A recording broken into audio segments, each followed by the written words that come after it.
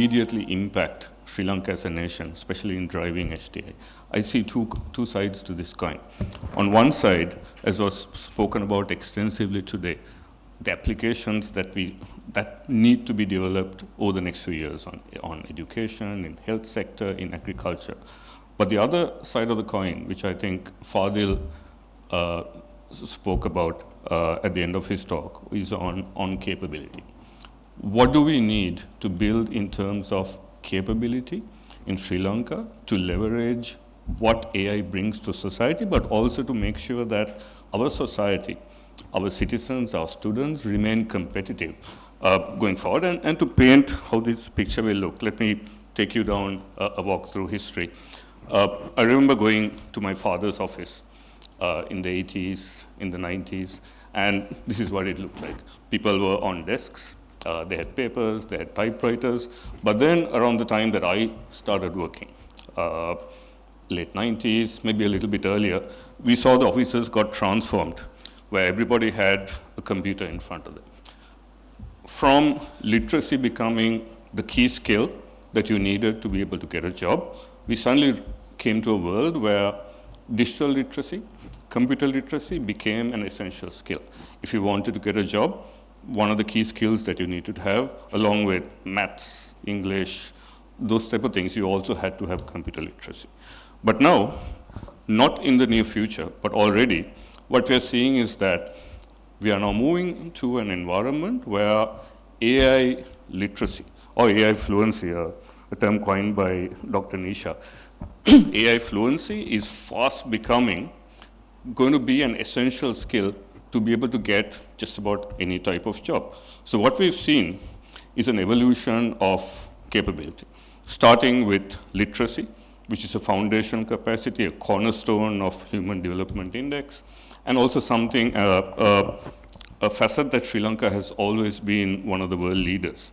To digital literacy and computer literacy, it's becoming a development imperative, and digital literacy has evolved into a central pillar of development policy. But now, already, we are seeing AI fluency is fast becoming the next capability frontier. The focus moves from being the passive user of an AI tool to becoming a partner. As was mentioned several times today, how do you work best with an AI? How do you use an AI tool effectively? How do you know how to get the best out of it? But also how to use it responsibly and ethically. And that encompasses what we require, what defines what AI fluency is. So if you compare digital literacy versus AI fluency, the core focus of digital literacy was using digital tools for defined tasks. But if you take AI fluency, it's the ability to be able to critically evaluate and collaborate with autonomous generative AI systems. This is very, very important. If you work blindly with an AI system, the consequences can be disastrous. I've seen my own staff writing prompts using ChatGPT, and their instructions to the AI is maybe 2 words, 3 words, 4 words. That is not the way to be interacting with an AI.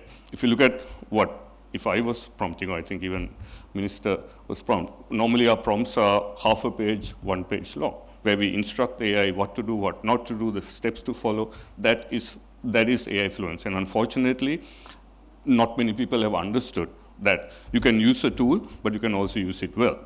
Key skills for digital literacy, from ICT operations, online search, content creation, we all know this.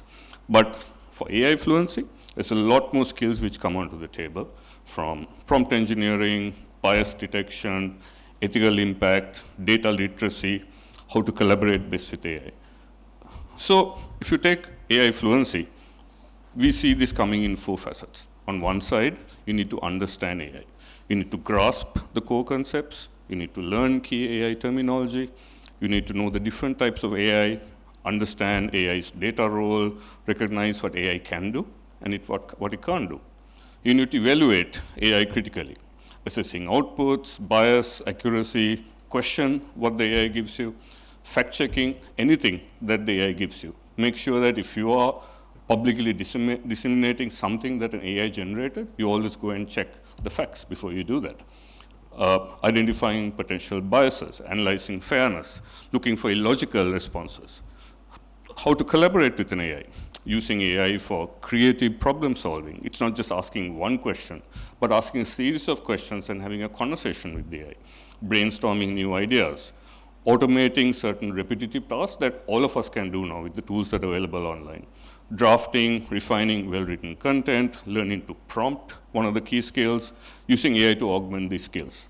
And also, extremely importantly, engaging AI ethically and safely. Understanding privacy, societal implications, protecting your personal data online, recognizing AI scams, considering AI impact on jobs, all this. So learning how to use AI is just not about learning how to write a prompt. It's about learning all of this, learning how to use it, like I told you earlier, effectively, responsibly, and safely.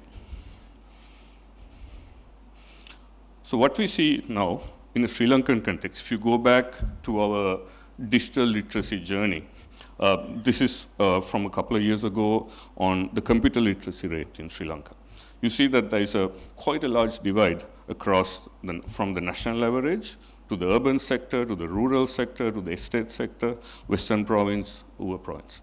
And these numbers, compared to a lot of our regional friends, are a bit low.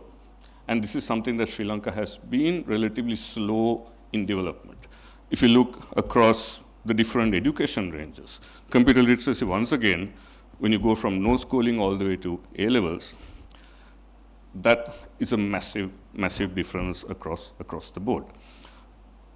This was because those correct investments were not made at the time, the school syllabus, the university syllabus are not changed at the time, and now we are seeing that impact. So what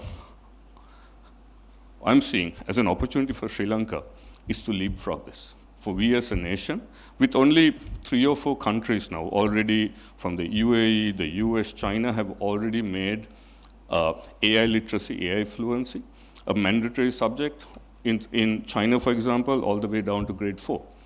They are teaching AI to students all the way down in grade 4 because they understand that anybody working in 2 years, 3 years, 4 years' time, AI literacy, AI fluency is going to be a mandatory skill that each one of them need to have.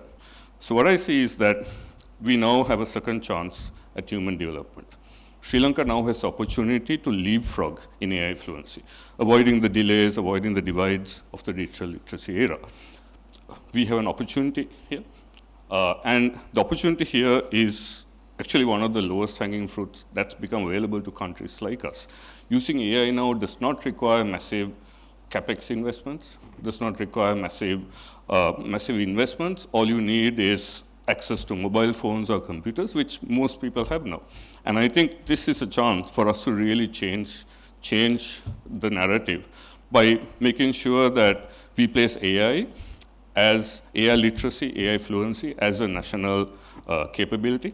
We integrate AI literacy and ethics into all national curriculums, all the way from schools to universities to all our technical institutes, and launch national upskilling programs for the private and public sector.